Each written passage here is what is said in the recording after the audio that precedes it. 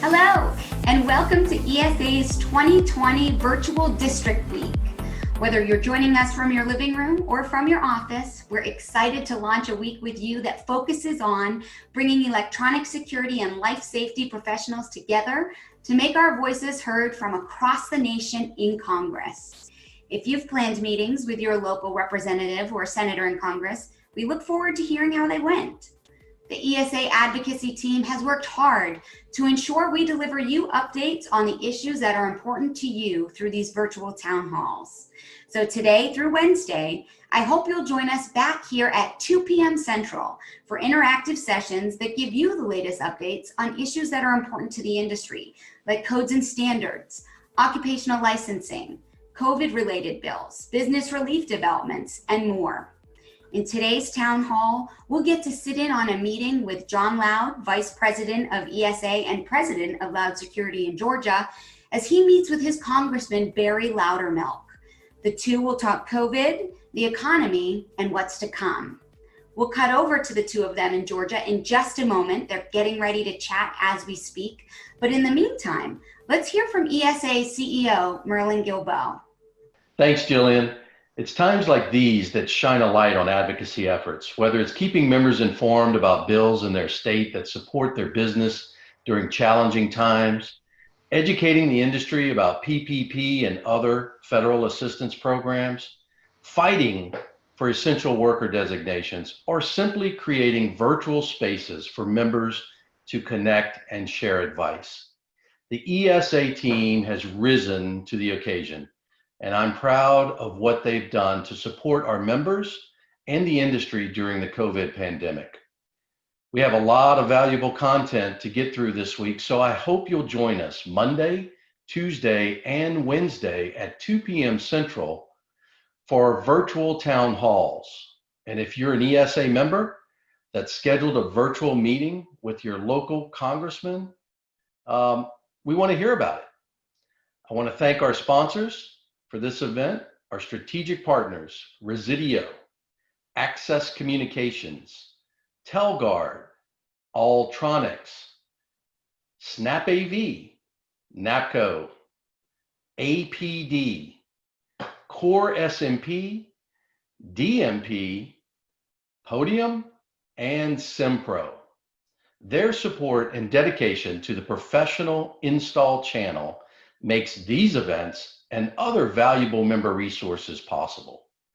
Thank you for participating and making your voice heard. Here's to a successful District Week.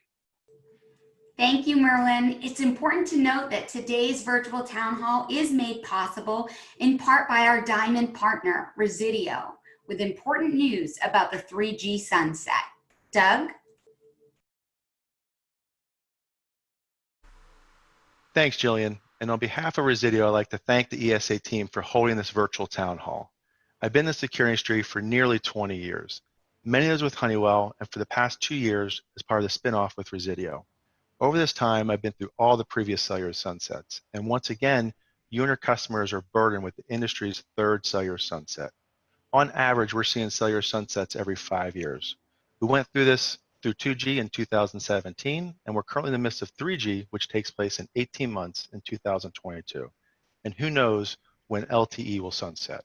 What we do know is sunsets will continue, and it takes a significant impact on your capital, labor, and attrition. While my day job is to promote Residio products, my message today is for all dealers and central stations working through the latest cellular sunset. As an industry, we need to level up the speed of our 3G upgrade campaigns. No matter whose products you're using, we're falling behind on tackling this problem, and the sunset clock is getting closer. On December of this year, less than 6 months from today, any radios that are roaming on the Verizon 3G network are expected to sunset, and those should be your top priority. Your software or hardware providers hopefully already communicate to you on which of your customers will be impacted. For AlarmNet in particular, we have found this number of Residio accounts to be very low. Next, on February 2022, in just 18 months, the AT&T 3G network is expected to sunset, and we suggest this to be your second priority. And these represent a significant number of customers. And lastly, on December 2022, the Verizon CDMA 3G network is expected to sunset, and again, These represent a significant number of customers. Here's what Resideo is doing to help with cellular sunsets. First, we're offering to any dealer a 3G upgrade rebate of up to $55, no matter which products they use.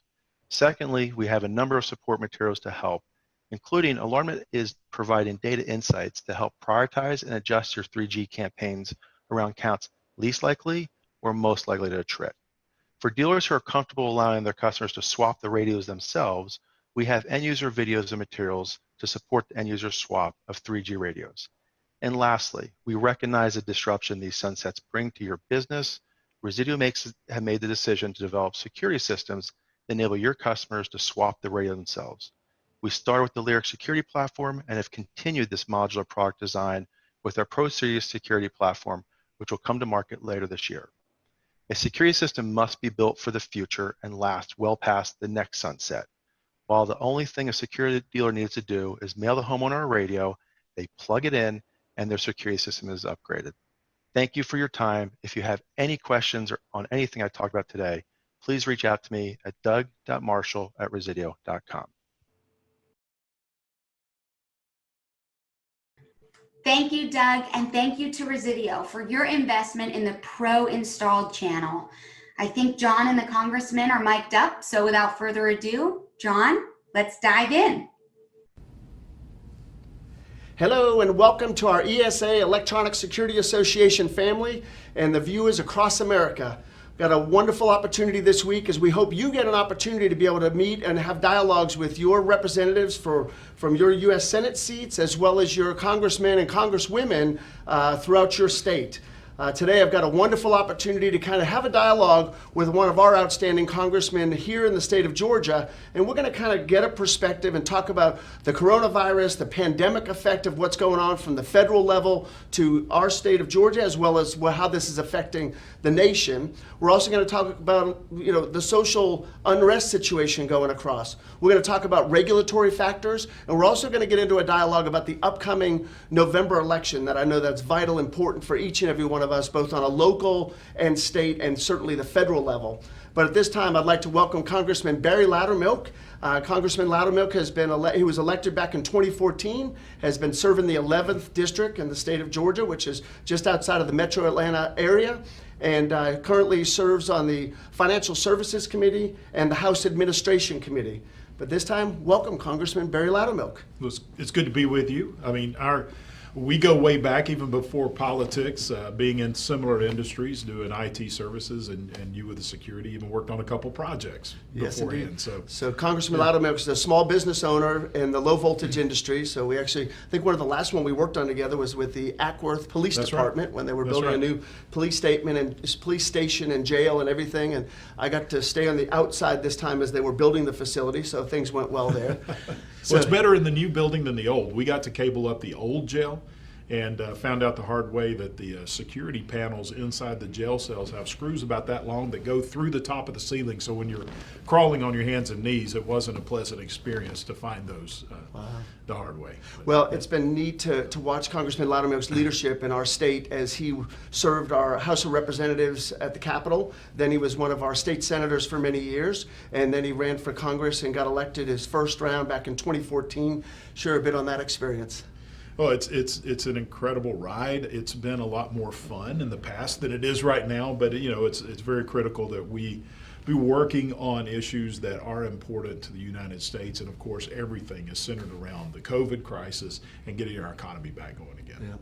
Well, let's go to that election for one sec. So there was a neat part, getting to know Congressman Loudermilk through the years and working on some of that election. You want to share with our special audience today one of those how you handled some of your campaign? Well, there was an incident first time I was introduced by you at one of the business associations here. You made a little play on our name, is introduced me as Barry Loudermilk. And so we decided, well, the best way to do it, save some money, is just add ER milk on the back of your signs, which are all over the state. So we've kind of played on that for quite a while. And I think I recently even took one of your stickers and put it at my desk in financial services with the loud, and then you could just see the milk at the end of it. So well, see, the true reality is my last name is John Loudermilk, but unfortunately when I started the company 25 years ago, I couldn't afford the embroidering for the milk, so I just cut that part. No, I've been John Loud. But we've had a funny, definitely many times I've introduced a congressman to events. I always do Barry Loud or milk. But anyway, let's cover some of what's going on in our world today. And you guys up at the House and the Senate, you guys have addressed at least 10 bills I know that have gone through that have passed of all different magnitudes of the CARE Act. And I remember early on, after phase 1 and phase 2 of the CARE Act, we had a dialogue talking about there's likely some others that are going to come down the pipeline. Right. Share with us some of those highlights that you've seen in those 10 bills in a short synopsis. Yeah, I happened to be in Washington, D.C. when the magnitude of what was going on really hit us. I had been a couple weeks before that with my wife down in Florida. We went to Disney, and we knew of COVID at the time. Didn't realize the impact it was going to have. But we happened to be in Washington just going about our business when everything started shutting down and locking down. I really didn't see the magnitude of it back in Georgia because I was up there. As this really started playing out, we realized we needed to do something immediately to deal with the virus itself. So the first bill originated in the House. Unfortunately, partisanship jumped in at an early phase, and it was an $8 billion package. Wasn't necessarily opposed to what was in it. We never were given the chance to know what was in it. And so the bill was given literally 1 hour to read 150-something pages of this bill that Speaker Pelosi put out. I ended up voting against that bill because we didn't have a chance to figure out what was in it. 40 Republicans voted against it. Went to the Senate. It was actually so poorly written, they sent it back to the House, and the House had to rewrite 85 pages of it. I just bring that up because it was the quick reaction that showed right there, look, there are times you've got to take a breath and make sure you do the right thing. It's more important to do the right thing than just to do something. And so after that went through, then we started seeing some certain areas that we needed to deal with combating the virus. Everything was about combating the virus at this point. And so we passed legislation to give more leeway in a lot of the agencies to respond. The White House actually responded in a more effective area by starting to cut a lot of regulations. We had to move government out of the way to let not just the agencies, but also the private sector respond more effectively. I think the most effective response to the virus itself was the cutting of regulation. The CARES Act was the big piece that came through, received strong bipartisan support, started off in the Senate. There was great working bipartisan in the Senate, came over to the House, and the partisanship seems to be much greater in the House sometimes. And it really got delayed by 10 days because of Speaker Pelosi wanting to put a lot of extra things that really weren't COVID related in there. We were able to work through that, but the one thing that I was most excited about was the way that we set up the facilities to get money to the businesses. It wasn't just big government handouts. It was facilities to allow businesses to borrow money or have grants based on their needs and how they're going to use the money, mainly to keep people employed. We know that the individual, the consumer, is the basis of our entire economy. So we had to be focused on the individual, let them keep their jobs, till we got a handle on how drastic this was going to be, how quickly we could get through this. And so the PPP program was one of those that came out of the CARES Act. There were some other things that we set up the Treasury and allowed the Treasury, without dictating exactly what it would be, we gave a lot of leeway to the Department of Treasury to come up with other what we call facilities for different size businesses to provide some liquidity for the different industries that needed it. Basically, low interest loans available so we weren't adding to the federal deficit and the federal debt. So the way that we structured these is these facilities, of course, we had to fund the PPP program, but the other was just making the Treasury backing the loans that individual banks would be making, or the Treasury's making money available to these banks. As long as they're not defaulted, it doesn't add to the debt and deficit of the United States. So The CARES Act was probably the best response that we could have had on the economic side of this. And so now we're looking at another stimulus bill potentially coming out if we can get the two sides to come together. My view is you keep it very narrow focused. The more focused that you can make these bills and get it to the right place, the less it's going to be costly down the road. The difference is we're looking at maybe potentially re-engaging in the PPP program, opening up some other facilities, because you've got a lot of businesses that their financials today look nothing like they did a year ago, especially in the hospitality industry. So banks have to look at the financials to loan money, but you realize it isn't anything that the business did wrong, it's the government has shut down the economy.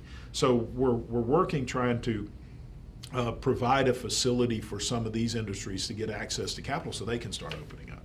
Well, I'll tell you, from many of the different things through ESA and other organizations to share with the ESA members to understand PPP. Obviously, we all realize that it was like every 2 hours or every 4 hours, there's changes. And certainly we absolutely applaud you all for what you've done, and we thank you, because I know for Loud Security and for many of the businesses, this has been such a critical piece of kind of re-solidifying the base of that business to know that we can kind of regroup and see where we go from there. Obviously, there's lots of nonprofits. There are, and one bill you're sponsoring right now regarding the 501c6s. Right. You know, ESA is one of those organizations that I shared not too long back where, as businesses, look, we're independent companies, right? And for us to kind of go figure out these challenges we have, where do we turn to? And I can't encourage enough folks to turn to your ESAs, your business association, your chambers of commerce. There are resources there. They understand the challenges, or bring them to them and they will be able to help you. Just like bring that to ESA, we'll be able to guide you. Let's talk about ESA. Look, that's a 501c6. Right. So share with us what's talked about regarding that bill. So basically as PPP came out, it was very purposely but loosely written because we didn't want to structure it, because what we were trying to do is do something that had never been done before. In the history of the United States, whenever a national crisis has happened, it has always empowered the federal government to gain more power away from the states. We didn't want to see that happen. And this is the first time in the history of our nation that the federal government actually followed a federalist model in allowing the states to take the lead on it. When it came to PPP, we wanted the industry to take the lead. So we were going to engage with banks, even small banks, credit unions. Those are the ones who would actually write the loan, not the Small Business Administration. So we set up this program that authorized the Treasury to put the money into the program, would use the Small Business Administration basically to administer it. But yet it was so loosely structured, we had to learn because we wanted to get it going quickly, and it was a learn as you go. Personally here, I engaged with a lot of banks in our area and even got some of the smaller banks, Vinings Bank here in the local area. We had them engaging with Treasury. How's the best way to set this up? Now, so it's a Treasury program. You've got the SBA who has been doing loans for a long time. The SBA's inclination was to use the rules and regulations they already had set up for their traditional loans. The Treasury and Congress intention was, this is new, we're going to make the rules as we go.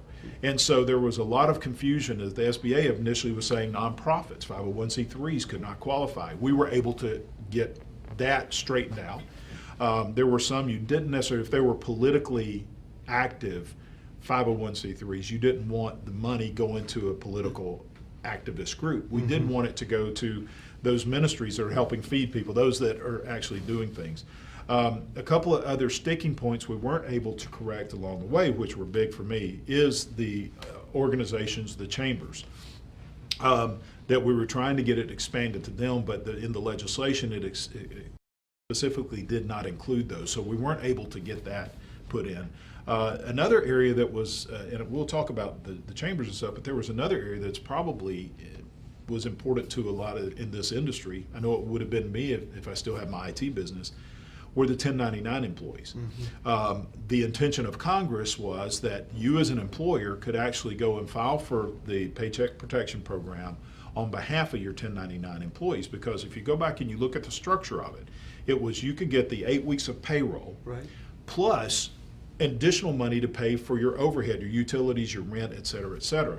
So the idea was we have a lot of, even small businesses, my barber shop, it's very small. It's 4 people that cut hair. They're all 1099 employees. She wasn't able to file for their employees, and clearly Congress intended that. And we went back and forth with Treasury. I finally told Secretary Mnuchin, I said, here's the problem. They said, look, the 1099 employees can file for themselves. Well, most of them aren't going to do that. They're not going to take the time. Right. But I said, when you do that, what you miss is the ability for the business owner to file on their behalf and get that additional for his utilities. That isn't going to be there. We weren't able to overcome that. And the legislation, the CARES Act, did not allow for the organization. So we have filed additional legislation to set up a facility for the chambers, the industry associations, that they can also get the help as well, because everyone suffered. And a lot of times, especially here, you leading our chamber here, we were engaged even early on when it came to actually dealing with the virus itself. A lot of people probably remember that the cruise ship that docked in California, they were all sit right here. And so, the chamber was first to step up to make sure that we were getting food and some other things to those that were being quarantined here. And so it isn't just that these organizations support the business community, they support the community in general. Well, I'll tell you what, when I think about the first steps were to solidify the businesses. Right. And in my mind, watching us solidify the businesses gave dignity to the employees. So the money came to the company that could pay the employees, that could pay their rent, their car note, their house payments, whatever that was, which was a neat way. And then I appreciate the dialogue you just shared, because you're right, at the end of the day, the folks that are not employed, that may have food-related issues, housing, mortgage-related issues, that to then deal with the 501c3s. And now as I just shared a moment ago, to talk about those business entities that are helping the businesses. I know from our chamber, just again like ESA, to bring information like this, that not any one of us on an individual basis are going to usually have the access to say, not only where we are now, we're going to cover where we're going to go to here shortly too. So it's certainly, I know it doesn't always happen so fast, but I appreciate your leadership in co-signing that bill to try to hopefully see about helping all these type of entities. I guess one with the quick changes of the PPP and the SBA redefining forgiveness for different factors. One I've just heard, I don't know if you have an insight on this, is when they give you, whether it's 50,000 or 100, whatever somebody qualified for PPP, obviously the expenses related to that, since it's not their money, that's not a deduction. Right. But yet, I guess at the other part, they're going to have this amount of money that they're going to end up paying tax on, because it's kind of like an income. Is there anything working on to address that factor so that it's not like a 1099R or interest that doesn't say, hey, here's the government money to help you prop back up, but by the way, you're going to pay tax on that money that we just gave you? And that's one of the questions that a lot of people are having, and Ways and Means Committee is looking into that, is this going to be additional money?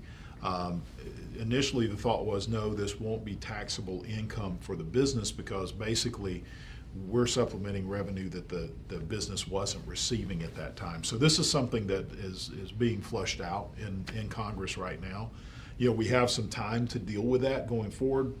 Not as much time as some people think, because businesses kind of work on a different calendar than an individual does when it comes to filing their taxes, mainly because the business now, we're in the last half of the year, is thinking, what do I need to do between now and the end of the year to make sure that I'm getting the most value when the tax man comes. And so they're taking a hard look at some of this. And like you said, initially it was, we got to get liquidity into the marketplace. And let me tell you, I'm very, very pleased with, even though there was bumps in the road, because we rolled out one of the largest programs, government-backed programs in the history of the nation, in an incredibly short amount of time. Normally these things take years to get round up. But we put this out there, and it's only because of the private industry is we were able to do this. We were engaged with local banks here, letting the banks tell the Treasury Department how this can actually work. In fact, we had a local bank here in the 11th Congressional District in Georgia, with only 2 branches, wrote more PPP loans than one of the largest banks in the nation. Wow. That they did nationwide. And it was because of their engagement and working directly with the individuals. That's why it was successful. So now we've got that. We are looking at a piece of legislation I signed on today that the banks are supporting as well, that would provide forgiveness of PPP for 150,000. Anybody who took 150,000 and less, Okay. as long as they met the other qualifications. And so, the second round of CARES that we did, we expanded the payback time for anyone taking out a loan out of the second tranche of money. And so we may be doing that again with the next stimulus bill, is going in and modifying. We don't want to leave banks in a situation of, look, hey, you worked on a 2-year and now we're telling you got to turn it into a 5-year, because and this, the other thing is, the banks were loaning their own money. Right. It wasn't the government sending the bank and say, you loan it. They were loaning their own money. The bank is just saying, or the government saying, if they default, we're going to make it good. Or if this turns into a grant, then we'll make it good. And so the banks were putting a lot of risk up. And one of the things that we were able to do was to go in and modify some of the regulations on the amount of capital that banks have to keep on hand, because that would have reduced the amount of money that they could loan. And so a lot of it came into cutting the regulations. Now, folks like me are looking at, well, if we cut the regulation to make this work, why do we have the regulation to start with? Right. So we may be looking at doing some more deregulation. Well, and Congressman Loudermilk's been a champion on deregulation. We're going to cover that in just a minute. Another thing, when I think about when you started your business and I started mine, people talked a lot about having the relationship with your CPA, your banker, and your attorney. You know, we get many years down the road and we understand now more why that banking relationship was so critical. A question I've been meaning to ask you quite some time. When you're the business owner, like many of the folks listening today, and they get to make a decision, execute it, and have that follow through, what has it been like over these last 5 years up there now to move at the pace of government, move at the pace of regulation? Yeah, I call it the pace of never. It is very frustrating if you go from that environment into the environment which we're in right now. Our founders created a system that was purposely inefficient because they understood the purpose of government, according to them. You go back to our founding documents, the purpose of government was to protect the rights. Basically, laws are restrictions on rights. Of course, some you need, like you shouldn't have the right to just go kill anybody you want. So there's going to be laws against that, but they viewed any law as a restriction on rights. So it should be very difficult to get a law passed. They didn't intend for it to be impossible, as it tends to be these days. There are bills that I've been working on for 6 years now that we get broad support, and we've passed some of those out of the House and they just go die in the Senate. But what you learn, you have to be a long-term strategic thinker. Some people call it playing three-dimensional chess. But you have to be persistent. You can't give up. You've got to keep pushing in the same direction.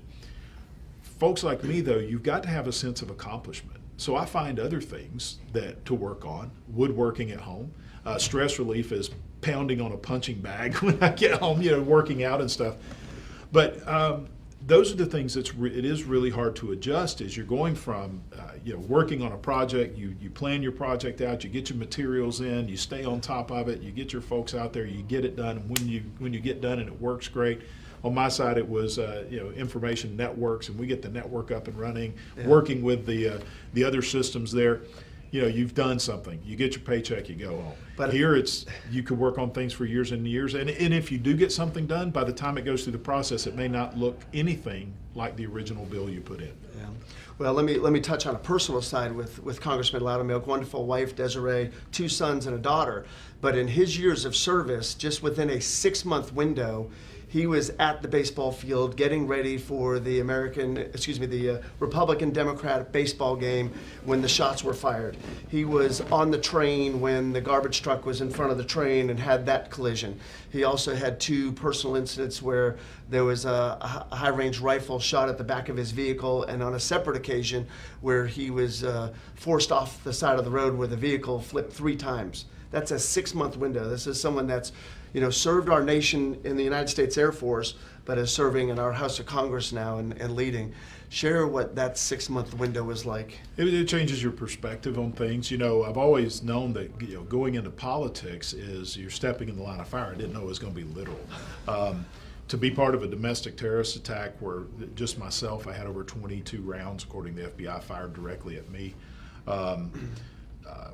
Fortunately, the only fatality was the bad guy. And it was politically driven. He had an assassination list in his pocket. He had been watching us practice in the mornings. He knew where he was going to fire from. He knew where the police would be if there was any there. And it was a coordinated attack. The interesting thing about that is I had a mission. As I was running off the field, many went in the dugout. I went off the field. I guess my military training kicked in, because if the shooter was able to get on the field, he was down the third baseline. That would be a massacre site. So I took a longer path to get out. One of the staff members following me out the field took a bullet in the back, came out his chest. When he came around where I was, I had a mission, was to go help him. And so the shooting lasted about 8 minutes. I never once got scared, but my mission was to get to Matt and try to help him. As he was laying there literally bleeding to death, but the gunman had a line of fire on me, and so there was this no man's zone of about 10 feet. I couldn't get to Matt during that time. That's where he spent most of the shots shooting at me. The car wreck we had a couple months after that was much more horrific, because I had no control. A guy hit us from behind, turned the car sideways, and it just started flipping down the interstate. And of course I had my wife with me, so I had somebody to take care of. Getting shot at back home made it personal. So when we were shot at on the baseball field, it was because I was a Republican and I was associated with a group, right? And he was there to kill Republicans. When I got shot at back home, that was personal, because they were after me individually, me and my wife in the car. That probably had more effect on me psychologically than anything else. You're looking over your shoulder a lot then. Yeah. But yeah, it gave me a perspective, and one of the unique perspectives of this is something I had held to, but it's one of the things that became more real. In each one of those instances, when I was hunkered down, trying to get to Matt Micah with this guy shooting bullets over and over at us again, a lot of things went through my mind, but one thing that never went through my mind was, boy, just wait till I get back to the Capitol. I'm going to pass a bill. Because there's not anything I could have done to change that situation. He was already violating dozens of federal and state laws. Mm-hmm. The guy had evil intentions, he had evil in his heart, and he had no respect for the law. So there's no law that we could have passed that would have prevented that from happening. When we were on the side of the interstate waiting on the ambulance to come pick us up after they extracted us from the car, neither my wife or I thought we were driving back to D.C. during that time period. Was like, whoa, wait till I get to the Capitol. I'm going to pass a law. Well, speeding and distracted driving is already illegal. The guy who hit us had no respect for the law. The same thing when I got shot at back home. You know, it's illegal to shoot at somebody when they're in a car. And the garbage truck that pulled in front of the train we were on, it's illegal to go around those crossing guards. There isn't a law that we could have passed that would have changed those situations. We have to learn in this nation to get back to a sense of civility. We have to change the condition of people's heart, get respect for the law, respect for authority, but also understand the value of individual liberty, which includes the right to live. And we don't take our disagreements out at the end of a gun or with a club or even with our mouths, which seems to be the largest assault weapon in politics today is what we say. Well, you know, when you think about what's going on in our nation and the social media factors of things, you know, obviously what happened up in Minneapolis with Mr. Floyd was absolutely atrocious. Yep. But certainly the civil unrest that's been going on, I'll tell you, from Loud Security Systems perspective, in June of this year was our 25th anniversary, and our organic individual sales were off the chart like no other month I've ever had. Yep. In July, we had already exceeded our June with 5 days left in the month.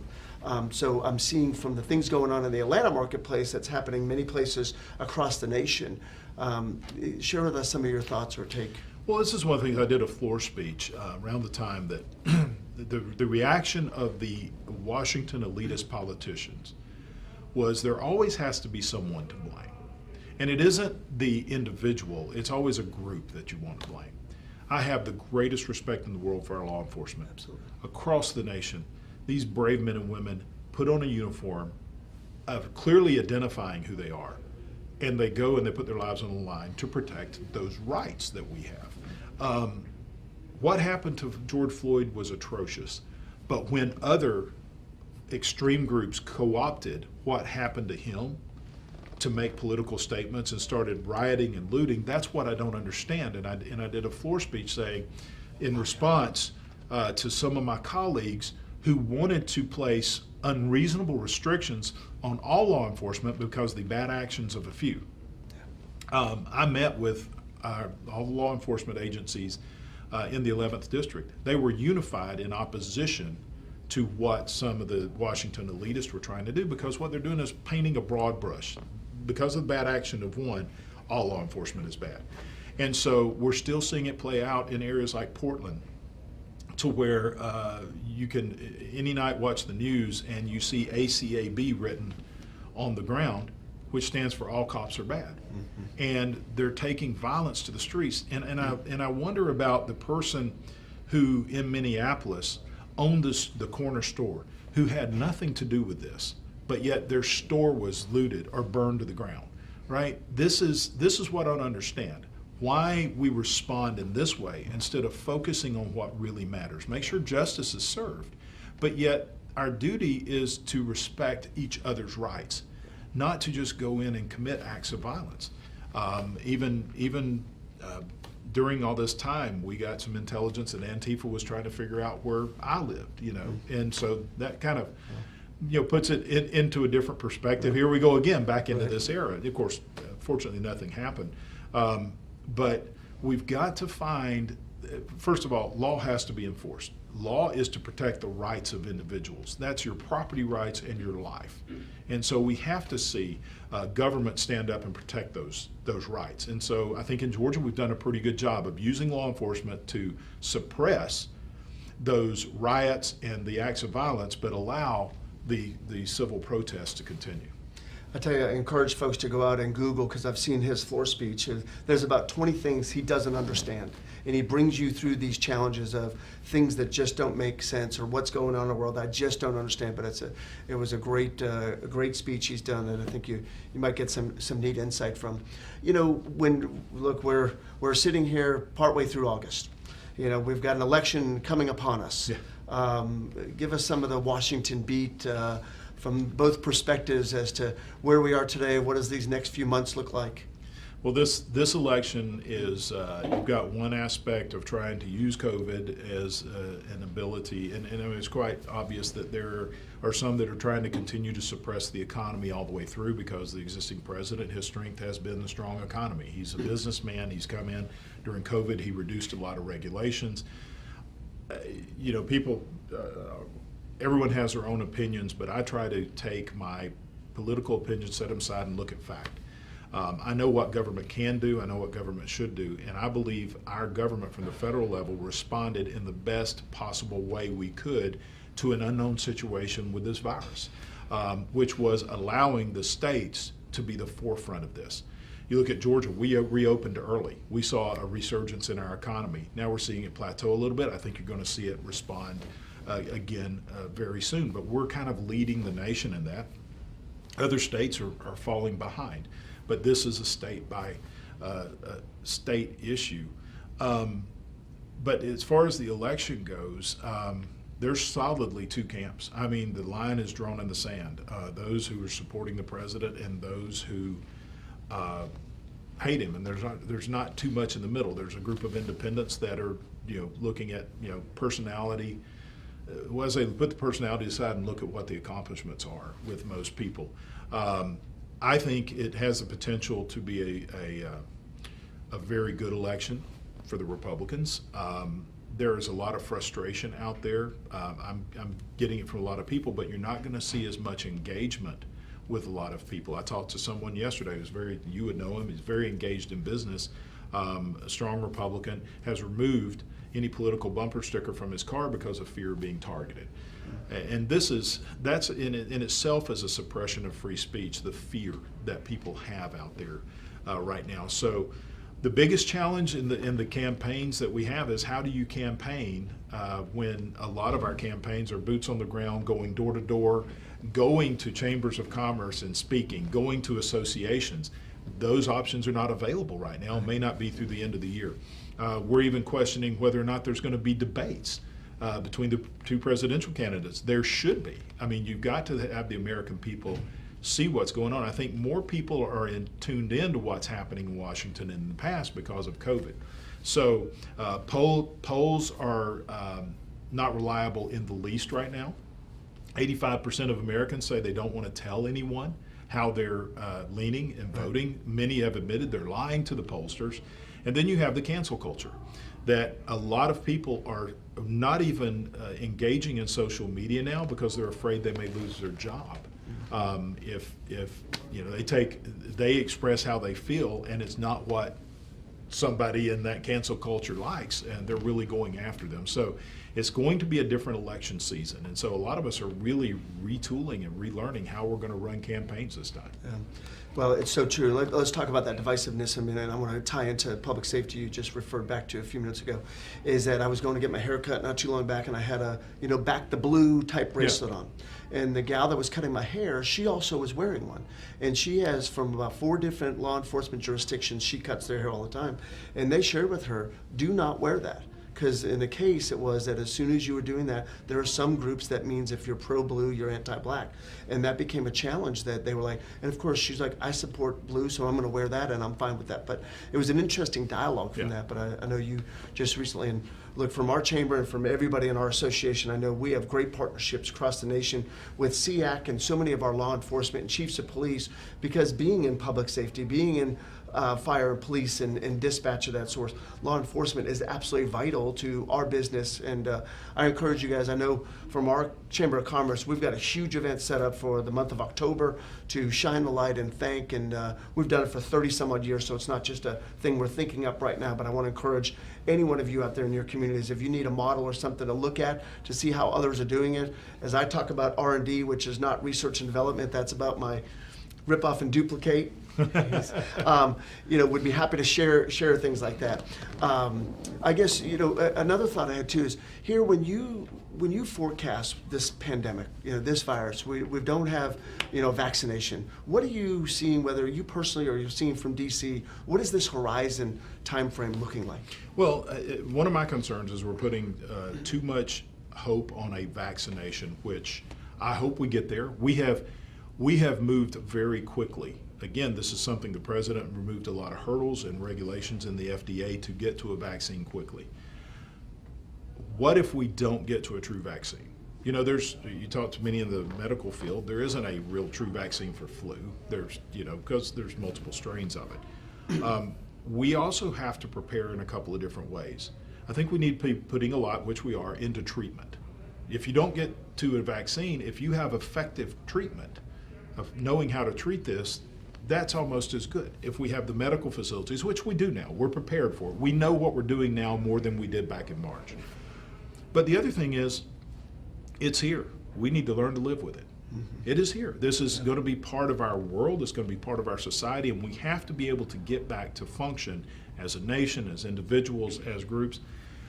The county I live in, north of here, just over 100,000 in population. The city of Cartersville was the hotbed of Georgia when this thing kicked off. Had the highest per capita of infection, highest per capita of hospitalizations and death rate for quite a while. Today, you go to Cartersville, you can't tell anything happened. The restaurants are open at full capacity. Few people are wearing masks. You would think that a city that was brought to its knees by this devastating virus would have long-term effects. But they were so hungry to get back to normal. And I've talked to some medical professionals so why are we not seeing that level of resurgence of this that we had before? And there's a couple of thoughts. One of those is we don't really know what the level of infection was back then because there were so few tests. It could be that it spread much broader than we even knew. And now there's this herd immunization, or the people have the antibodies that had it. I mean, I've talked to several people, some that you were think in that critical category. They're testing positive for the antibody. They didn't even show a symptom. And so one of the thoughts is we have this herd immunity that was brought on because it was a lot worse in the very beginning. We just didn't know it. Now we have a whole lot more testing, so more people are testing positive, and so we've got to learn we've got to keep pushing through science. We've got to work on treatments, and we just have to learn how are we going to live with this. And that's one of the things that we're trying to do in this bill, is one, to give the three priorities I have in there is to reduce that $600 subsidy for unemployment. That's the number one issue for most businesses and government entities, is to get people back in the workplace, not at home. The second is liability protection for businesses that get people back to work. And as part of that is general guidelines for what does a safe workplace really mean, to give comfort to the business owners that says, hey, if I do this type of thing, then I am free from liability. Mm-hmm. You know, we're in a very interesting, challenging time, not only in Georgia, but across the nation, where people are going back to school, virtual or in person. Yeah. And I think you said it so well, look, the virus is here. Yeah. You know, I think this is not going away in 6 weeks or probably 6 months, and it's a matter of families, associations, businesses finding a new way that this is that new norm, right. Because you can't wait for, look, the reality is even when a vaccination comes out, what's the effectiveness, who's going to actually take it, how long does that take? So finding now a way to start to adapt, but with that, knowing that folks have to find their way within the new realm, how does government, at what point does government stop saying we can't keep writing checks? Right. And we really can't at this point. I mean, our debt is already so atrocious, it's unbelievable. We need to start working ourselves back out of this. And by setting up things like we set up some of the Main Street lending facility, it doesn't directly add to our deficit as long as the economy comes back up again. What we have to do as a society is think outside the box, not keep running to government for the solution, because as Reagan said, government's usually the problem, not the solution. The schools are an interesting topic because the big debate has been, are we going to open the schools? Are we going to open traditionally in class? Are we going to open virtually? Are we going to delay our opening? Are we going to do a hybrid of both? And when I was asked about it, I said, why do we get so focused singularly on, am I going to open the school and have kids come traditionally, or am I going to open virtual? Do both and let the parents choose which is best for them. And in fact, one of the counties in our district, that is exactly what they're doing. On one day, I was meeting with a single parent whose biggest fear was they weren't going to open the school because she has to work. If she has to put food on the table, if they did not open the school system, she didn't know what she was going to do. At the same time, my wife is talking to another lady who had 4 children, and understandably, she was very concerned about sending her kids back into a public school and exposing them. Well, in this case, let the parent choose to do virtual or to go back to school. And that was like, wow, man, that's not the way we've done things. Well, we're in a new era. Right. Think outside the box, utilize your technology. And the school systems really should exist to meet the needs of the family in education. It gives the opportunity to educate. Some may even need to do a hybrid, send their kids to class a couple of days a week, but then do, virtual. So I think that's the way we have to look at it, government holistically, is how do we do things differently, more efficiently, but also engage in the communities. These should be bottom up, not top down solutions. Well, I'll tell you, I just did a talk with our superintendent of Cobb County Schools and Marietta City Schools. And in Cobb County, the superintendent said to us, I have 115,000 students, and they come with parents. And then I've got another 18,000 faculty, staff, bus drivers, cafeteria. So, and he said, hey, let me give you the forecast. 2 months from now, we're going to talk about a classroom infected or a school that's infected, and we've got to shut. You're going to have this disruption going on for a while. So I guess I still go back to, we've got to accept change, yes. How our attitude's going to be able to be working through that. But it is that new norm.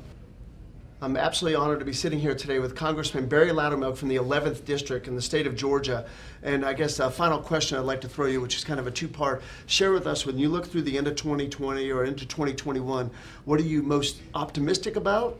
Or let's start with, what are you most pessimistic about, concerned about, and then let's end up on the high note. I'm a very optimistic person, so the biggest concern I have, or the pessimism I may have, is fear. Is the fear that many people are having in our nation is what's going to slow us down. So we need to be able to come over the fear. Some people are afraid of the civil unrest. People are afraid of COVID. We need, and mainstream media is perpetuating a lot of this. We're just inundated with negativity all the time. To overcome that is what I'm most optimistic about. America is strong. There is not a single thing that we're facing right now that we have not faced in the history of our nation before. And not only overcame those those challenges, but we're a stronger nation before it. Just last month, we celebrated our Day of Independence. And you really think about that what we're celebrating is the beginning of the greatest challenge we ever faced as a nation. We had an epidemic during that time because more people in America died of smallpox than they did from the War of Independence. It was a massive outbreak of smallpox. We had an economic collapse. We didn't even have enough money to fight the British. We were borrowing money from individual businesses. Business owners helped fund the war effort. And we had civil unrest. We actually had a war going on our shores. And not only did we come through victorious, which no one expected we should, our founders understood that if you focus on the circumstances, you're probably going to fail. If you have a goal, if you have a cause you're fighting for, and that cause was freedom, and you focus on that, you can overcome a lot of obstacles. And it takes a community coming together. At the beginning of our war for independence, only a third of people living in America were for independence, a third were against independence, and a third didn't care. By the end of the war, 2/3 cared deeply, and we became our own nation. And every generation in this nation has had a challenge that really defines that generation. For my grandfather, it was the Great Depression and World War I. For my dad, it was World War II. For our generation, we thought it was September 11, but now it's turned out to be the entire year of 2020. But when you compare what we're going through this nation now versus what we've gone through in the past, this is just a blip on the radar. This is nothing. We're getting it all at once, but we've had it all before. America is strong because we're free.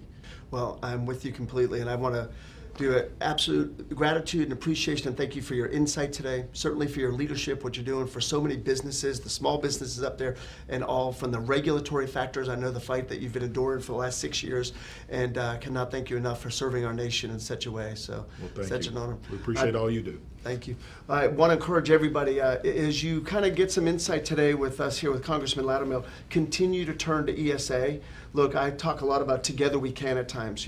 When there's great opportunities, together we can unify as an association, an organization, and seize those opportunities. But look, when we've got troubling times like this through a pandemic and other economic challenges that each state's got some varied things, together ESA is here to be able to help you and connect you with folks to be able to help you endure those challenges.